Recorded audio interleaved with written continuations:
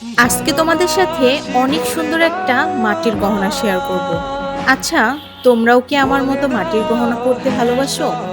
এখন তোমাদের সাথে যে গহনাগুলো শেয়ার করছি, এগুলো আমি একটু আগেই দোয়েল চত্বরের পাশ থেকেই কিনে এনেছি। আমি মাঝে মাঝেই আমার হাজবেন্ডের সাথে বিকালে হাঁটতে যাই। তো তখনই কোনো কিছু ভালো লাগলে আমি কিনে নিয়ে আসি। আর এখন তোমাদের সাথে যে মাটির গহনাটা শেয়ার করছি, এই সেম ডিজাইনটাই আমার ছিল, কিন্তু দুর্ভাগ্যবশত সেটা ভেঙে যাওয়াতে আমার মনটা ভীষণই খারাপ হয়ে যায়। তাই সেম দোকানেই আমি খোঁজ করে দেখি আর পেয়ে গিয়েছি। পরবর্তীতে আমি ২ টা মাটির গহনা নিয়েছি। আমার কাছে না এগুলো অনেক ভালো লাগে। তবে অনেকেরই না এই মাটির গহনা তেমন একটা পছন্দ না। দাঁড়াও তোমাদেরকে পরে দেখাচ্ছি। দেখো লুকটাই চেঞ্জ হয়ে যায়। আমার কাছে মনে হয় তোমার গহনা যেমনই হোক না কেন, তুমি যদি সুন্দরভাবে ক্যারি করতে পারো, তোমাকে অবশ্যই ভালো লাগবে।